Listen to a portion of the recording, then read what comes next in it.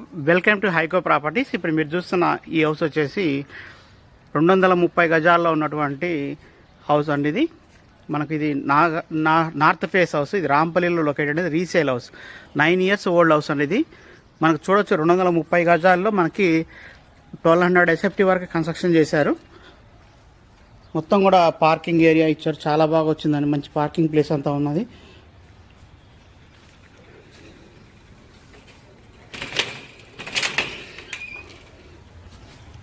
So హౌస్లో వచ్చేసి మనకు చూడొచ్చు ఫ్లోరింగ్ వచ్చేసి గ్రానైట్ ఫ్లోరింగ్ ఇచ్చారు. మంచి హాల్ సైజ్ అయితే ఇచ్చారండి.